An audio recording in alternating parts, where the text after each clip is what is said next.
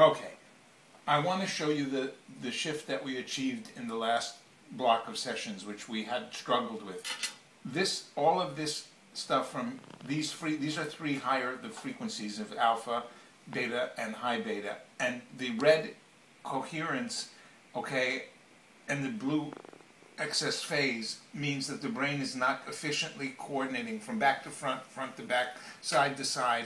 Okay, this makes coordinated activity, okay, and signal processing across the brain almost impossible.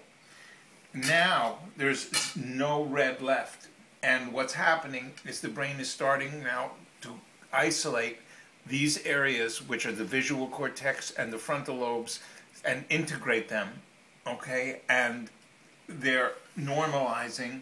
While it's doing that, the brain is generating much more power, okay, over the whole scalp. This is not just muscle tone activity. You can't make muscle tone up here and up here. This is the brain becoming active. Right now it's a little overactive, but that's only to the neurotypical norm. That's not active, overactive for somebody with a brain injury that's trying to form new connections. Okay, so I'm actually, this is not of, the red is actually not of concern. In fact, it reflects the fact that it's not shut down because it's not fighting, trying to make messages cross the brain. It's isolating the areas so that they interact the way that they're supposed to. And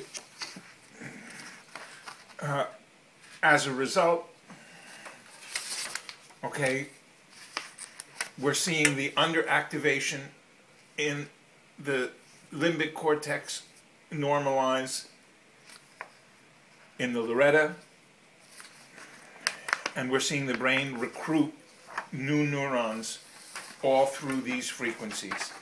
All right, so it's not supposed to look white, but we don't want it to look blue, because this is where, okay, the brain is unable to activate because it can't communicate with itself. So she really has shown, okay, response to the intervention more dramatically in this block than any of the other blocks that we've done.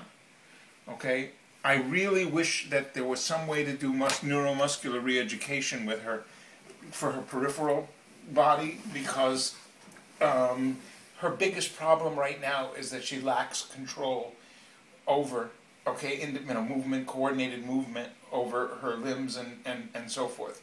She's much better, but her cognitive functioning, okay, has never looked, more normal in terms of the brain's ability to communicate and process information. And when she's been coming in, and I've seen her up front, I've been looking at the calendar and so forth and waiting, and I always go up and talk to her and say hello. Oh, good. She smiles in response. Okay, I say, if you're feeling better today, blink once, and if not, blink twice. In other words, not just don't do anything.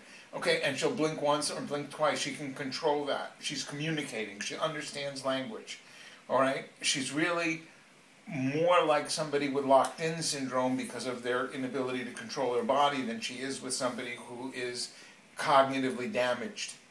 Okay? I understand that she gets excited when she first gets here, and when she sees me, and she smiles, and she, says my name and so forth. But in the therapy room, once she's getting hooked up, she actually starts to vocalize.